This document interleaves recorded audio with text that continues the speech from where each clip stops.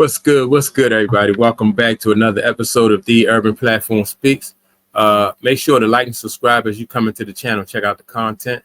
And with that being said, I want to speak on Choke No Joke and his recent statements about Dame Dash. Right. A while ago, Choke No Joke and Dame Dash seemed like they had buried the hatchet. they had a beef at one time because Choke No Joke felt like he had done some work for Dame Dash as a video recorder or a cameraman or something, and he felt like when he left Dame Dash at Roc-A-Fella, he didn't get paid for all the work that he had done. So he felt like for a long time that they had the Dame Dash had owed him some money. So fast forward, they had got past that, and Choke No Joke said, it's water under the bridge. Dame Dash, so it was all good with them for a while. And then so Dame Dash came out and said something that he would never work with Choke No Joke because Choke No Joke ran. They had a fight somewhere, and I think it was London or something. They said they had a fight over there in London, and they said Choke No Joke ran. So this started the beef back up between Choke No Joke and Dame Dash, right? And so now fast forward, Dame Dash just went to court and he had to auction off his 1/3 of Roc-A-Fella, because his 1/3 ownership of Roc-A-Fella, because he had some debts that he owed. I think Dame Dash is like close to $10 million in debt.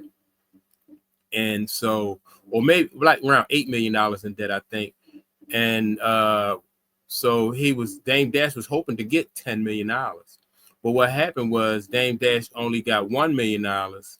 And so Choke No Joke was laughing and said that, Dame Dash just lost it all. He blew it. He took another L.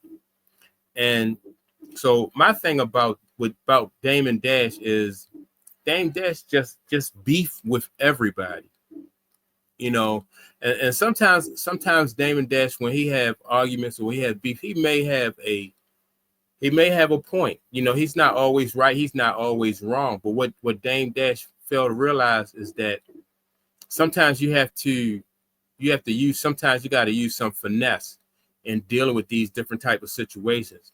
Because if you burn bridges with everybody, then you won't be able to do business with nobody, right? And so, I mean, Dame Dash, let me see, he, recently he had a little back and forth with 50 Cent. Then he had a back and forth with Fat Joe. And I think Fat Joe was really I don't think it seemed like Fat Joe was like really trying to criticize Dame Dash. I think Fat Joe was more so trying to, to just tell him that he was wondering. Fat Joe was more so trying to see like why Dame Dash was moving the way he was moving, because he think too that some of the ways that Dame Dash move is counterproductive, and you won't be able to do business with people, and it's hard for Dame Dash to really make any money, without, and that's their opinion. He also had some a beef with what is it, Memphis Bleak. Who else? Noriega. He said Noriega. Dame Dash recently said Noriega had was treating him different than he treats somebody like Leah Cohn, right? And so, something like I said, sometimes Dame Dash is right. Noriega did treat Leah Cohn differently than he treated Dame Dash. But I think Dame Dash, he needs to sometimes you got to deal with these situations in finesse. You got to have somebody that's that's riding with you, or somebody that's on your side. And he because he's the kind of person who is a lot of people consider him arrogant, and he speaks his mind. But sometimes when you speak your mind, that works against you. And you can holler about being a boss and being a boss all the time, but if you don't have any employees, then as a boss, you really won't get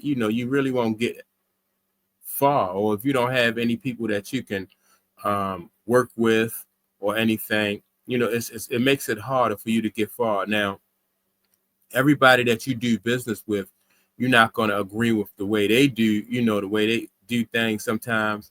Um, but you know, I think that's the cost of doing business sometimes. You know, that don't mean that you have to do business like them, but sometimes, you know, it's like playing on a basketball team. Like every member of your team, you know, on any team, you know, every member don't get along. And so that don't mean just because y'all don't get along that y'all can't do business together.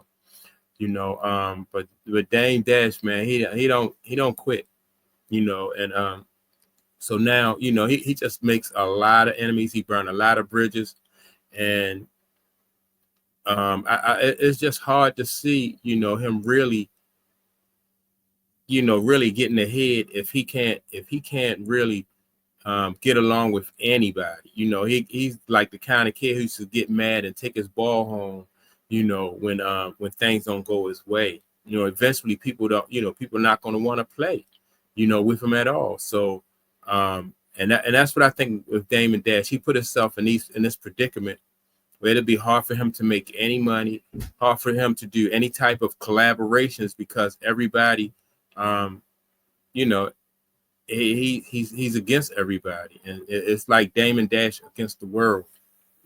Now, if you don't plan on getting ahead or having, you know, much, then that's cool. Then he can operate like that. But you know, if he wants to be able to you know, to move forward and do big deals and stuff like that, he won't be able to do it by himself, because how can you make money if you don't have any, you know, anybody else to you know, to do business with? But he's you know, he's burning bridges with everybody. And so it may look cool to certain people. People say, yeah, Dame Dash is a boss. Dame Dash is you know, he's his own man.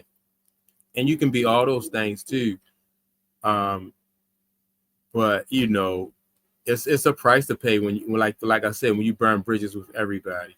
And so that's my take on the Dame Dash situation. You know, like and like when Dame, like recently, let's touch on this real quick. Okay, so he sold his his part of Roc-A-Fella for I think it was like $1 million, right? And he really was asking $10 million. So now that's what I'm saying. Like when you don't have anybody on your side in the business, then they can really they basically, whether it was worth $10 million or somebody else. Like I heard that, what was the guy named Drake wanted to offer $6 million for it, but somebody probably got in Drake's ear, told him, you know, don't do it, you know, it wasn't a good deal. And you know, and so he wound up only getting $1 million for it when he wanted 10. You know, but if you don't have anybody in the business to I mean, they just really basically he can get froze out. You know, they told him, somebody may have told Drake, don't bid on it because is we can get it for cheap, because they knew he had to sell it. You know, he didn't have any chance but to sell it. He have any other uh recourse but to sell his share in Roc-A-Fella. And so, you know, why would they give him $10 million for it when they knew that they can underbid him and just give him, you know, give him, you know, $1 million? So, you know, he just really just hurt himself with that deal. And yeah, man, I think Dame Dash hurt his own cause. It's good to be the boss, but sometimes you gotta be, you know, you gotta think, you know, and he hurt his own cause sometimes, step on his own foot. That's my take on it. With that being said, don't forget to like and subscribe. Also, don't forget to leave a comment, and I'll check you all out in the next video. Peace.